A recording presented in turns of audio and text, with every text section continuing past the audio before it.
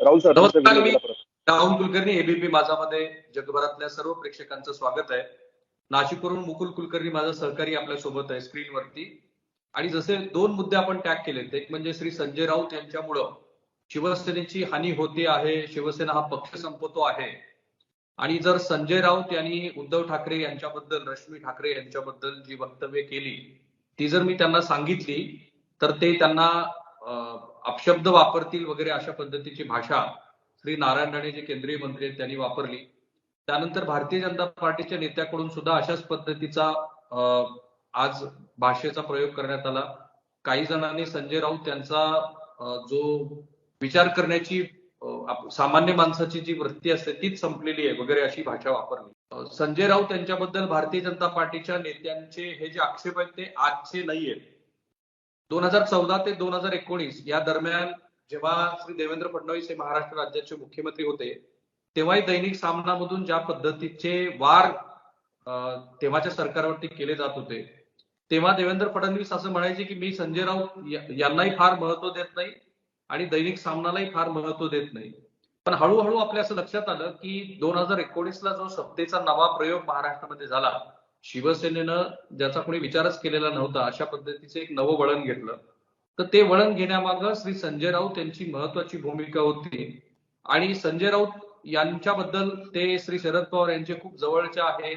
शरद पवार जे सांगतात तेच महाराष्ट्राला ते सांगतात आणि पर्यायानं श्री उद्धव ठाकरे यांना सांगतात अशा पद्धतीची मांडणी तेव्हाही केली गेली होती. म्हणजे खरं तर मिलिंद नार्वेकर आणि संजय राऊत यांच्यामध्ये मूलभूत फरक आहे. कारण मिलिंद नार्वेकर हे स्वीय सहाय्यक राहिलेले आहेत, पण कोणी एकेकाळी आता जे संजय राऊत यांच्यावरती आरोप केले जात आहेत तेच आरोप संजय राऊत यांच्यावरती आता केले जाणारे आरोप हे पूर्वी नार्वेकर यांच्यावरती केले जात होते. पण आत्ताचे सगळे संदर्भ बदललेले आहेत. मला महाराष्ट्राला हेही सांगायला हवं की श्री संजय राऊत आणि श्री उद्धव ठाकरे यांच्या दरम्यान काही काळ काही मुद्द्यावरून अबोला पण होता. आणि मुकुंदकडं महाराष्ट्राला सांगण्यासारख्या एवढ्या गोष्टी आहेत. कारण संजय राऊत यांना ज्या नाशिकचा प्रभारी म्हणून शिवसेनेने नियुक्त केलंय त्याच नाशिक मधूनच खूप मोठ्या प्रमाणामध्ये शिंदे गटामध्ये आता मोठी मेगा भरती वगैरे आपण ज्याला म्हणू अशा पद्धतीची फूट शिवसेनेतनं होताना दिसते. तर इथे दोन प्रश्न मुकुल निर्माण होतात. एक प्रश्न असा आहे की मुळात संजय राऊत यांच्याकडं नाशिकचा कारभार दिला, तो दिल्यानंतर सुद्धा त्यांना पक्ष सत्ता गेल्यानंतर एक संघ राखता आला नाही. याच्या मागे स्वतः संजय राऊत हे कारणीभूत आहेत का? जी मंडळी पक्ष सोडून आता शिंदे गटामध्ये दाखल झालेली आहे त्यांच्या काही वैयक्तिक महत्वाकांक्षा होत्या की हे दोन्ही आहे? अगदी बरोबर.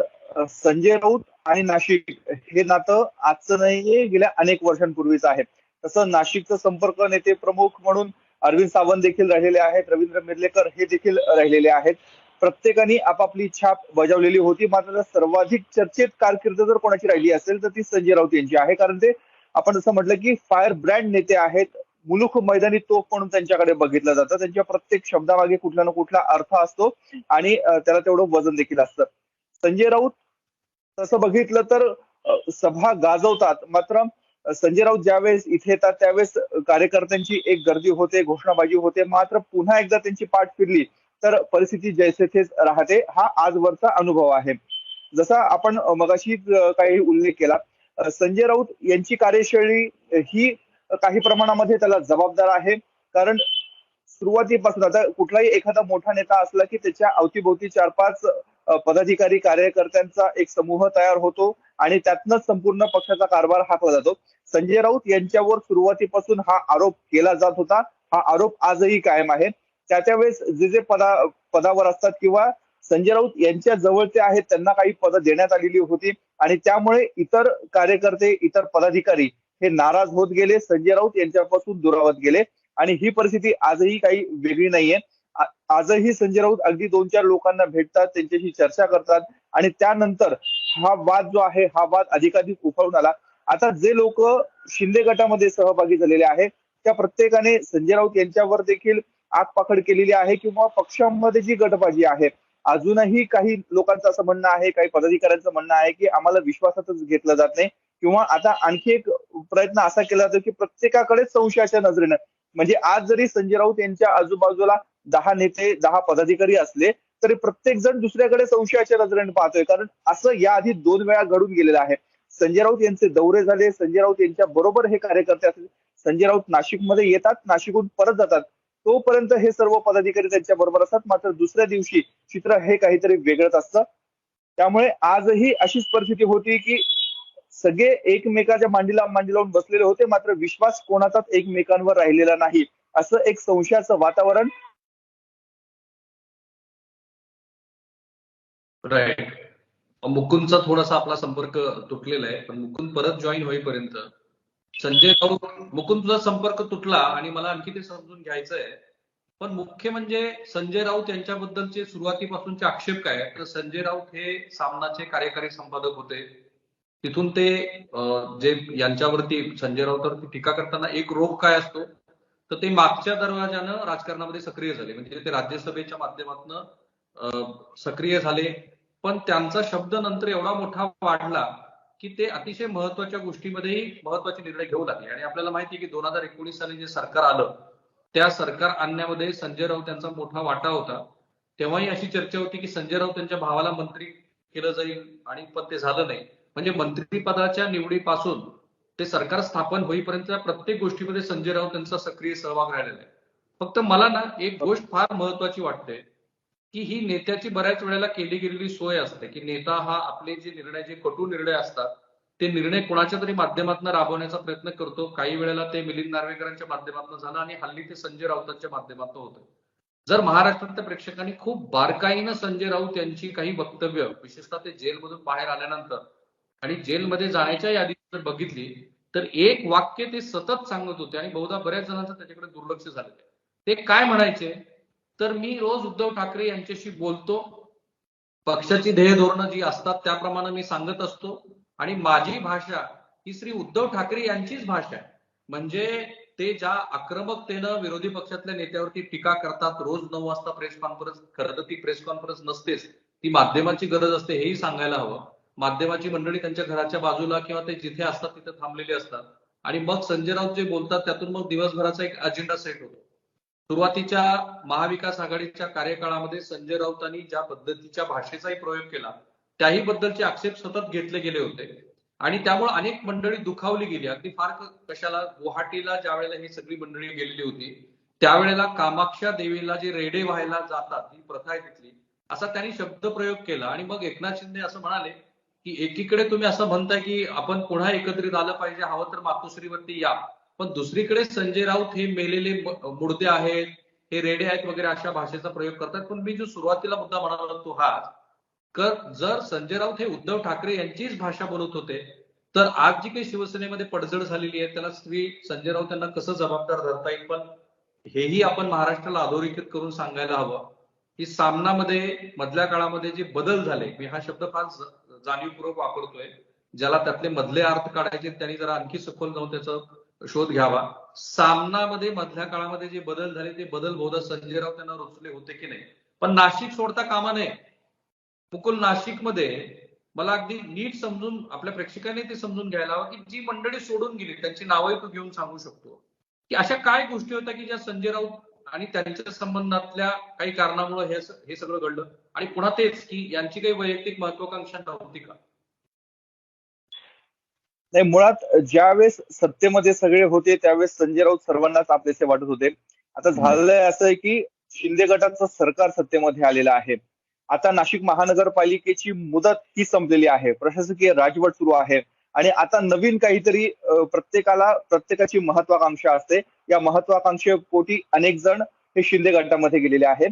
दुसरीकडे जर बघितलं तर आता शिवसेनेमध्ये राहून जी पदं मिळायला पाहिजे होती ती पदं अनेकांनी घेतलेली आहेत, उपभोगली आहेत. अनेकांना ही पदं आता भविष्यामध्ये इथे राहून मिळतील की नाही याची शाश्वती नाहीये, कारण प्रत्येकाला असं वाटतंय की आता शिवसेनेमध्ये, ठाकरे गटामध्ये जी ऊर्जा पाहिजे होती ती ऊर्जा दिसत नाहीये, कारण संपूर्ण राज्यभरात आपण चित्र त्या संदर्भातलं बघतो आहे. मुद्दा या ठिकाणी असा आहे की ज्या वेळेस संजय राऊत नाशिकचा कारभार बघत होते तर हीच 2-4 मंडळी असायची त्यांच्या बरोबर, त्यांच्या माध्यमातूनच नाशिक मधली ध्येय धोरणं ही ठरवली जात होती. मात्र त्यामध्ये देखील आता गटतट बघायला मिळाले. हा एका गटाचा तो दुसऱ्या गटाचा, असं एकंदरीत वातावरण, संशयाचं वातावरण निर्माण झालं. आणि आता जी पडझड निर्माण झालेली आहे या पडझडीला महत्वाचं कारण म्हणजे गेल्या काही म्हणजे शिंदे गटाचं सरकार ज्यावेळेस सत्तेत आलं त्यानंतर कुठल्या स्वरूपाचं इनकमिंग शिंदे गटामध्ये होत नव्हतं. सुहास कांदे जे शिंदे गटाचे आमदार आहेत, जे सर्वात पहिले शिंदेना जाऊन मिळालेले होते, त्यांनी या संदर्भात उघड नाराजी व्यक्त केली होती. शिंदे गटामधली जी आताची फळी आहे त्या फळीवर त्यांनी आक्षेप घेतलेला होता आणि जे खासदार आहेत हेमंत गोडसे त्यांच्या कार्यपद्धतीवर, पालकमंत्री दादा भुसे यांच्या कार्यपद्धतीवर देखील त्यांनी प्रश्नचिन्ह उपस्थित केलं होतं. यानंतर हा जो एक ब्लॉक निर्माण झालेला होता तो अजय बोरस्ते यांच्या रूपाने निघाला. अजय बोरस्ते यांनी त्यांच्याबरोबर 12 माजी नगरसेवकांना, 12 माजी नगरसेवक, कारण आता महानगरपालिकेची मुदत संपलेली आहे म्हणून आपण त्यांना माजी नगरसेवक म्हणतोय.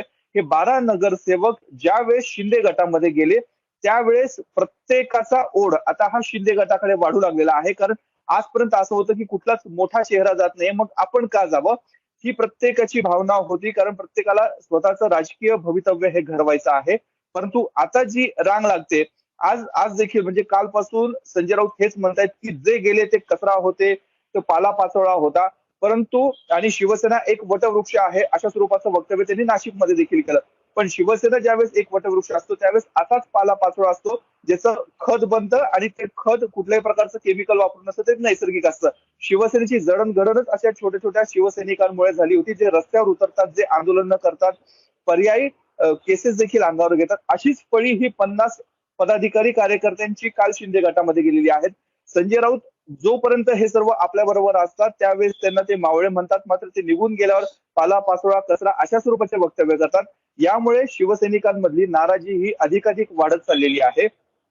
जे 12 नगरसेवक गेले त्यातले अनेक नगरसेवक हे शुअर म्हणजे पुढच्या वेळेस निवडणुकीमध्ये ते निवडून येणार आहे, कारण तिथे पक्ष नसतो, त्यांचं काम, त्यांचं नाव हेच महत्वाचं असतं. त्यामुळे हा फटका जो आहे हा ठाकरे गटाला बसणार हे नक्की आहे. त्याचबरोबर काल जे काही कार्यकर्ते गेले हे तळागाळापर्यंत जाणारे कार्यकर्ते होते, त्याचाही फटका हा ठाकरे गटाला निश्चितच बसणार आहे.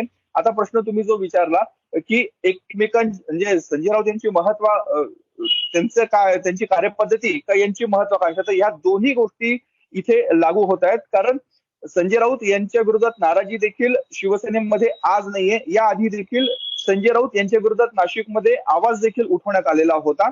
परंतु कालांतराने जसं त्यांचं वजन वाढलं, म्हणजे महाविकास आघाडीचं सरकार सत्तेमध्ये आलं तर संजय राऊत हे अशाच पद्धतीने दाखवत होते की मुख्यमंत्री आम्ही बसवलेला आहे. म्हणजे ही जी त्यांची बोलण्याची भाषा होती ती अनेकांना त्याही वेळेस खटकत होती, आताही खटकत होती. ज्यावेळेस सरकार पडलं त्यावेळेस देखील संजय राऊत यांना पण शिवसैनिकांनी जबाबदार धरलेलं होतं. कारण त्यांचं म्हणणं होतं फक्त प्रश्न एवढाच असतो की त्यांना खुलेपणाने बोलता येत नाही, मात्र ज्यावेळेस हे खासगीमध्ये बोलतात तर राऊत साहेबांनी कमी बोलायला पाहिजे अशा स्वरूपाची वक्तव्य शिवसैनिकांमधनं देखील येत आहेत. पण आज आज परिस्थिती थोडी वेगळी झाली आहे, कारण आज शिवसेना ठाकरे गटाकडनं बोलणारं असं कोणीच राहिलेलं नाहीये. आपण बघतोय की आदित्य ठाकरे एकमेव असा चेहरा आहे जो संपूर्ण राज्य पिंजून काढतो आहे आणि तो लढतोय. त्यांना आता साथ मिळते ती संजय राऊत यांची. त्यामुळे नाशिक हा संजय राऊत यांचा गड म्हणूनच ओळखला जातो आणि प्रामुख्याने नाशिकवरच हादरे दिले जात आहेत. नाशिकलाच कुठेतरी शिंदे गटाकडनं टार्गेट केलं जात आहे. दादा भुसे गेले, हेमंत गोडसे गेले, सुहास कांदे गेले आणि त्यानंतर आता ज्या पद्धतीने आउटगोईंग ठाकरे गटातनं सुरू झालेला आहे, असं म्हणतायत की पुढच्या 8 ते 10 दिवसामध्ये अजून एक मोठा गट हा शिंदे गटामध्ये जाणार आहे. खर तर हे डॅमेज कंट्रोलसाठी ठाकरे गटाकडनं आता थेट उद्धव ठाकरे यांना नाशिकच्या मैदानामध्ये उतरवलं जात आहे. गोल्फ क्लब मैदान म्हणजे हुतात्मा अनंत कान्हेरे या मैदानावर त्याची सभा होणार आहे. जी सभा काही वर्षापूर्वी बाळासाहेब ठाकरेंनी तिथे त्या मैदानाचं उद्घाटन केलं आहे, त्यांनी तिथे सभा घेतलेली आहे, हे मैदान गाजवलेलं आहे आणि त्याच मैदानावर उद्धव ठाकरे हे सभा घेणार आहेत. मात्र आता कार्यकर्त्यांची जमवाजमव करण्याची मोठं आव्हान हे ठाकरे गटापुढे असणार आहे. मुकुल, एक संदर्भ तो दिला म्हणून आणि म्हणूनच सुहास कांदेचं तू नाव घेतलंस या आपल्या चर्चेमध्ये. पण तुलाही आठवत असेल की जेव्हा राज्यसभेची निवडणूक विधान परिषदेच्या आधी जेव्हा राज्यसभेची निवडणूक झाली आणि नंतर विधान परिषदेची निवडणूक झाली, या दोन निवडणुकीनं हे सरकार पडण्याच्या दिशेनं 2 पावलं टाकली. पण तुला आठवत असेल तर सुहास कांदे यांचं मत संजय राऊतांना जे जाणं होतं ते बाद झालं. त्याच्यावरती सुहास कांदेंनी बरंच आकांड तांडव केलं होतं. ते म्हणाले की मी न्यायालयामध्ये जातो. पण इंटरेस्टिंगली जेव्हा एकनाथ शिंदे यांचं सरकार आलं तेव्हा एकनाथ शिंदे यांनी सभागृहामध्ये बोलताना तुला आठवत असेल तर आमचा खरं तर या संजयवरती निशाणा होता दुसऱ्याच संजयचा गेम झाला असा त्यांनी शब्द वापरला, कारण तो त्यांचा आवडता शब्द आहे. म्हणजे संजय पवार यांना त्याला पाडायचं नव्हतं, संजय राऊतांना त्याला पाडायचं होतं. आता प्रश्न असा निर्माण होतो की जर सुहास कांदे यांच्या माध्यमातून अशा पद्धतीनं संजय राऊतांना पाडण्याच्या दृष्टीनं आधीच हालचाली सुरू होत्या, जर संजय राऊत यांनाही या गोष्टीचा अंदाज आला नाही, आपण फक्त मुख्यमंत्र्यांना, तेव्हाच्या मुख्यमंत्र्यांना याचा दोष दिला की ते मातोश्रीच्या बाहेर पडले नाही, पण संजय राऊत यांना सुद्धा याचा अंदाज आला नव्हता की आपल्याच विरोधामध्ये नाशिकमध्ये किती मोठ्या प्रमाणामध्ये नाराजी आहे. त्याचा तू थोडासा उल्लेख पण केला की खरं तर संजय राऊत यांचं स्टेचर वाढण्याच्या आधीपासून संजय राऊत यांच्या विरोधात नाराजी होती. हो हो हो. नाही, अगदी बरोबर आहे. कारण त्या दोन्ही निवडणुका म्हणजे विधान परिषद आणि राज्यसभा या दोन्ही निवडणुका ज्या पद्धतीने पार पडलेल्या होत्या, त्यानंतरच राज्यामध्ये हा भूकंप झाला. मी जो सांगितलं होतं की नाराजी ही काही वर्षापूर्वी झालेली होती, त्या संदर्भात मोठा आकांडतांडव देखील नाशिकमध्ये झालेलं होतं. मात्र संजय राऊतांविषयी एक गट हा कायमच नाराज राहिलेला आहे, कारण ते मोजक्याच लोकांना बरोबर घेतात आणि त्यांच्याच माध्यमातून आपली जी ध्येय धोरणं आहेत ती राबवतात. हा आक्षेप हा वारंवार घेतला जात होता. सुहास कांदेंचं ज्या वेळेस मताचा विषय आलेला होता, त्यावेळेस सुहास कांदे यांनी सांगितलं होतं की माझ्याकडनं हे चुकून झालेलं आहे आणि त्या संदर्भात त्यांनी काही कायदेशीर प्रक्रिया करण्याचा देखील प्रयत्न केलेला होता. मात्र त्यावेळेस भासणारं चित्र आणि नंतर राज्यामध्ये घडलेल्या घडामोडी यामुळे संशयाची सुई ही सुहास कांदे यांच्याकडे निश्चितच जात आहे. परंतु त्याचा पुढे सुहास कांदेंकडनं फारसा काही खुलासा झाला नाही. संजय राऊत यांच्याबद्दल मुख्य आक्षेपाचे मुद्दे काय आहेत? आता आपला मुकुंदशी संपर्क तुटलाय म्हणून. मुकुंद, असं आहे की संजय राऊत यांच्याबद्दलचे आक्षेपाचे मुद्दे, कारण मी त्यांना 2 दशकापासून अधिक काळ बघतो आहे, क्लोजली ऑब्झर्व करतो.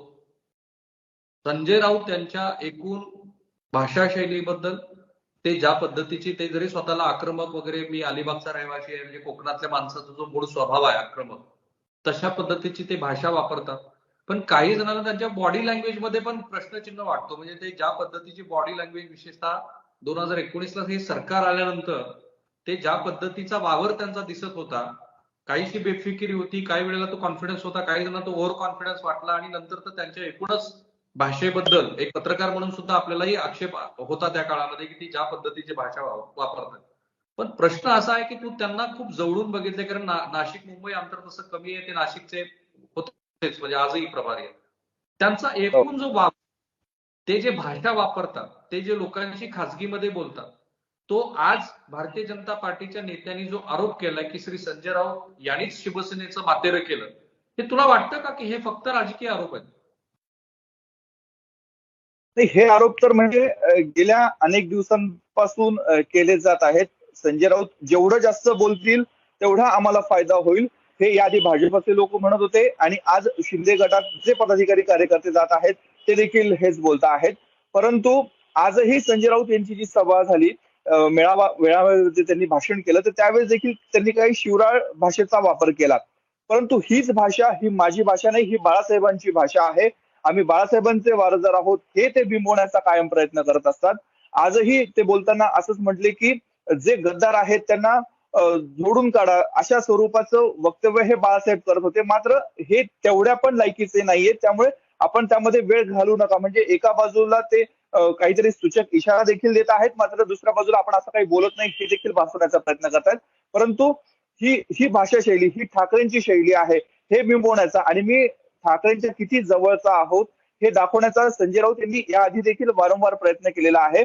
आणि आजही ते ओळखले जातात ते याचमुळे. संजय राऊत ज्यावेळेस बोलतात त्यावेळेस टाळ्यांचा कडकडाट होतो.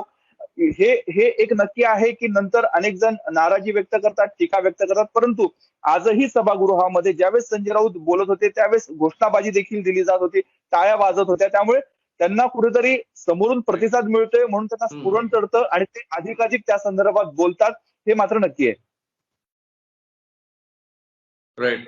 पण एक मुद्दा जो आपण महाराष्ट्राला तुझ्याकडनं समजून घ्यायचा आहे की आज जे सांगितलं जात आहे, आय होप की माझा आवाज तुझ्यापर्यंत व्यवस्थित पोहोचतोय, आपल्याला हे सांगून द्यायचं की नाशिकमध्ये ज्या काही घडामोडी घडल्या, म्हणजे मी तर असं म्हणतो की ही शिंदे गटामध्ये झालेली नवी 2.0 इनकमिंग आहे. मधल्या काळामध्ये न्यायालयीन प्रक्रियेमध्ये हे सरकार टिकेल की नाही टिकेल असा जो लोकांच्या मनात संभ्रम होता, त्याचा जो ब्लॉकेज होता तो नाशिकनंच तोडला. आणि काल मग परभणीमध्ये माजी नगरसेवक, काही 41 वगैरे नगरसेवक हे शिंदे गटामध्ये दाखल झाले. मधल्या काळामध्ये काही पदाधिकारी हे शिंदे गटामध्ये दाखल झाले. आता जी मंडळी नाशिक मधून शिंदे गटामध्ये दाखल झालेली आहे, त्यामुळं ते जर संजय राऊत त्यांना ब्लेम करत असतील तर आपण हेही महाराष्ट्राला नीट सांगायला पाहिजे. तू थोडासा उल्लेख केलेला आहे की याचा उद्धव ठाकरे गटावरती किती परिणाम होईल आणि शिंदे गटाला किती बळ मिळेल. नाही, उद्धव ठाकरे गटाला याचा काही प्रमाणामध्ये फटका हा निश्चितच बसणार आहे. आता दुसरीकडे जर आपण बघितलं तर उद्धव ठाकरे गटाने वंचित बहुजन आघाडीशी हातमिळवणी केलेली आहे. 2च दिवसापूर्वी त्यांची प्राथमिक चर्चा देखील झालेली आहे. यामध्ये तुम्ही कुठल्या जागांसाठी तुमच्याकडे सक्षम उमेदवार आहेत याची चाचपणी करा, त्याची यादी आमच्याकडे द्या, आम्ही आमची यादी करतो, त्याची टॅली करतो, अशा स्वरूपाची एक प्राथमिक बोलणी देखील वंचित आणि शिवसेना ठाकरे गट यांची झालेली आहे. दुसरीकडे राष्ट्रवादी काँग्रेस आणि काँग्रेस यांची भूमिका अद्याप स्पष्ट नाही, त्यामुळे यांची मदत ठाकरे गटाला मिळते का हे बघणं महत्वाचं आहे. दुसरीकडे शिंदे गट हेच धरून चालतोय की आम्ही आता जे आमच्याकडे येत आहे ते प्रत्येक जागी निवडून आणण्याची जबाबदारी ही आमची आहे आणि त्यासाठी जे पॅनल होणार आहे 3 नगरसेवकांचा असो किंवा 4 नगरसेवकांचा असो, त्यासाठी आमच्याकडे सक्षम उमेदवार आहे. कारण शिंदे गटाला आजही हेच वाटतंय की भाजप आपल्या सोबत आहे. भाजपची याआधी नाशिकमध्ये सत्ता होती, 66 नगरसेवक भाजपने निवडून आणलेले होते. म्हणजे मागच्या पंचवार्षिकमध्ये 14 नगरसेवक होते, 14 वरनं भाजप थेट 66 वर गेलेला आहे. त्यामुळे भाजपची ताकद ही निश्चित वाढलेली आहे. भाजपला आजही असं वाटतंय की पुन्हा आपल्याच ताब्यामध्ये नाशिक महानगरपालिकेची सत्ता येणार आहे. आता त्यात शिंदे गटाची आणि सर्वात महत्वाचं शिंदे गट म्हणण्यापेक्षा सरकारची त्यांना साथ लाभणार आहे. कारण राज्यामध्ये जे सरकार सत्ताधारी आहेत त्यांचाच बऱ्याच अंशी प्रभाव हा महानगरपालिकांच्या निवडणुकांमध्ये बघायला मिळतो. त्यामुळे ह्या दोघांचा आत्मविश्वास हा कमालीचा वाढलेला आहे. जे पदाधिकारी कार्यकर्ते शिंदे गटामध्ये गेलेले त्यात अनेक जण हे केवळ पद घेण्यासाठी किंवा निवडणूक लढवण्यासाठी म्हणून गेलेले नाहीये, तर कोणी ना कोणी काही कामं मिळतील, सरकारच्या माध्यमातून काही कामं मिळतील अशा स्वरूपाचे देखील चर्चांना आता उपयोग फुटलेला आहे. त्यामुळे अनेकांचे वेगवेगळे इंटरेस्ट आहेत, परंतु यामध्ये सर्वाधिक फायदा जर कोणाला होत असेल तर तो शिंदे गटाला होतोय. आणि कुठे ना कुठे संजय राऊत म्हणा किंवा ठाकरे गट कितीही नाही म्हटला तरी ठाकरे गट डॅमेज होतोय. डॅमेज कंट्रोलचे प्रयत्न केले जात आहेत. मात्र ज्या वेळेस आव्हान दिलं जाते म्हणजे संजय राऊत मागच्या 1 डिसेंबर होते, पुन्हा 16 डिसेंबरला मध्ये प्रवेश. त्यानंतर अत्यंत जवळचे विश्वास म्हणजे सावलीसारखे संजय राऊत ज्या वेळेस तुरुंगामध्ये गेले होते त्यावेळेस तुरुंगामध्ये जाताना पण तुरुंगातून बाहेर येताना पण भाऊ चौधरी हे अत्यंत विश्वासू त्यांचे व्यक्ती होते. त्यांनी शिंदे गटामध्ये प्रवेश केला. त्यांच्या पाठोपाठ नाशिक दिंडोरी मतदारसंघाचे माजी आमदार धनराज महाले यांनी 27 डिसेंबरला प्रवेश केला आणि कालच्या दिवशीचा प्रवेश, असे एकावर एक धक्के हे बसतायत. त्यामुळे शिवसेना ठाकरे गटापुढे फार मोठं आव्हान आहे. खरं तर नाशिक हा शिवसेनेचा बालेकिल्ला होता. 1996 पासून आतापर्यंत 3 खासदार हे शिवसेनेचे निवडून आलेले. त्यामध्ये दुसरी टर्म म्हणजे नाशिकचं एक वैशिष्ट्य असतं की लोकसभा मतदारसंघामध्ये एकदा निवडून आलेला खासदार हा पुन्हा निवडून येत नाही, परंतु नाशिक लोकसभा मतदारसंघामध्ये हेमंत गोडसे हे सलग दुसऱ्यांदा निवडून आले. त्यामुळे नाशिकमध्ये शिवसेनेची ताकद ही सुरुवातीपासूनच होती. याचाच काहीसा फायदा मनसेने घेतला. कारण जे कार्यकर्ते शिवसेनेमध्ये काम करत होते, राज ठाकरेंचं पहिल्यापासूनच नाशिकवर एक प्रभाव राहिलेला होता. त्यामुळे हा संपूर्ण गट मनसेमध्ये गेलेला होता. त्याचा फायदा मनसेला देखील आला होता. मनसेचे हेमंत गोडसे हेच उमेदवार होते लोकसभेचे, मात्र ते दुसऱ्या मताच्या फरकाने ते पराभूत झालेले होते. परंतु त्यानंतर आपण बघितलं की नाशिक महानगरपालिकेची सत्ता मनसेला आली. 3 आमदार नाशिक शहराने मनसेला दिले. त्यामुळे ठाकरेंवर प्रेम करणारं नाशिक शहर आहे. परंतु आता ठाकरेंनाच इथे कुठे ना कुठे मोठा जबर धक्का बसतोय. कारण मनसे 40 वरनं अगदी 5-6 नगरसेवकांवर आलेली आहे आणि आत्ताच्या ज्या निवडणुका झालेल्या होत्या नाशिक महानगरपालिकेच्या त्यामध्ये 35 नगरसेवक हे शिवसेने ज्यावेळेस एकसंघ होती शिवसेनेचे निवडून आले होते. परंतु आता ठाकरे गटाचे किती नगरसेवक निवडून येतील हे आत्ताच सांगता येत नाहीये. मला हे मान्य आहे की आपल्या सर्वोच्च नेत्याला एखादा नेता इन्फ्लुएन्स करू शकतो, तो दिशाही दाखवू शकतो आणि त्यातल्या त्यात तो जर पत्रकार असेल आणि त्याच्या लेखन शैलीबद्दल किंवा त्याच्या अभ्यासाबद्दल सर्वोच्च नेत्याला विश्वास असेल, परंतु याच्यावरती माझा अजिबात विश्वास नाहीये की एखाद्या राजकीय पक्षाचा सर्वोच्च नेता हा कुठल्या तरी आपल्या सहकारी नेत्यांनी सांगितलं म्हणून सगळे निर्णय तो घेत असतो. आणि अल्टिमेटली सर्वोच्च सत्तास्थान जर सर्वोच्च नेत्याला मिळणार असेल तर भारतीय जनता पार्टीचे नेते जे म्हणतायत की श्री संजय राऊत त्यांच्यामुळं शिवसेनेचं नुकसान झालं, तर सर्वांशाने संजय राऊत यांना जबाबदार धरायचं का, हा खरा प्रश्न आहे. श्री उद्धव ठाकरे यांनी जो लंबक विचाराचा इकडून इकडे घेतला त्याच्यामध्ये खूप फरक पडला. म्हणजे मला तर आता चीनमध्ये जी काही परिस्थिती आहे की चीनमध्ये पूर्णपणे लॉकडाऊन ते पूर्णपणे ओपन, हा जो लंबक त्यांनी फिरवला त्याच्यामध्ये मधल्या काळामध्ये आता जी रुग्णांची संख्या वाढली तसा हा जो वैचारिक लंबक शिवसेनेने इकडून तिकडे नेला त्याच्यामध्ये ही जी पडझड झाली ही होणं अपेक्षित होतं. याचे संकेत संजय राऊत यांच्याच राज्यसभेच्या निवडणुकीपासून मिळत होतं. पण हेही आपल्याला मान्यच करावं लागेल की एक पत्रकार म्हणून ते ज्या पद्धतीची भाषा वापरतायत त्यातनं माणसं जोडली जाणं हे तर होणे नाही. म्हणजे ज्या यशवंतरावांनी बेरजेचं राजकारण महाराष्ट्राला शिकवलं आणि त्यांचे जे मानसपुत्र म्हणून महाराष्ट्रात 5 दशकाहून अधिक काळ राजकारण करतात त्या श्री शरद पवार यांच्या तोंडातनं तर मी अशी कधीही भाषा बघितलेली नाही. आणि ते त्यांना ज्या पद्धतीचं राजकारण करायचं असतं ते तशाच पद्धतीनं करतात. पण ज्यांच्या इन्फ्लुएन्स खाली संजय राऊत आहेत त्यांच्याकडनं ते शिकलेले नाहीत हे मात्र निश्चितपणे आपण म्हणावं लागेल. थांबूया आपण इथे.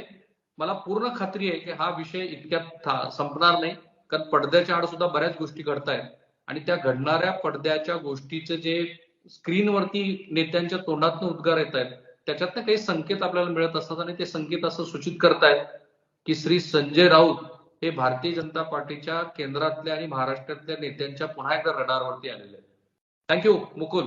पुन्हा आपण आपल्या प्रेक्षकांचे या व्हिडिओच्या खाली कमेंट बॉक्समध्ये जे कमेंट्स असतील त्याच्यावरती पुन्हा नव्याने चर्चा करून, कारण आपल्याकडे उद्धव ठाकरे यांची सभा नाशिकला होणारच आहे. माझे मुकुलचे जेवढे म्हणून सोशल मीडिया प्लॅटफॉर्म आहेत, एबीपी माझाचे जेवढे म्हणून सोशल मीडिया प्लॅटफॉर्म आहेत, आम्ही दोघेही ट्विटरवरती आहोत, एबीपी माझाही आहे, फेसबुकला आहोत, एबीपी माझाही आहे आणि युट्यूबला आहोत. सगळे अकाउंट फॉलो करायला लागा, कारण तुम्हाला आम्हा दोघांशी तिथे थेट संवाद साधता येईल. बाय. धन्यवाद. एबीपी माझा, उघडा डोळे बघा नीट.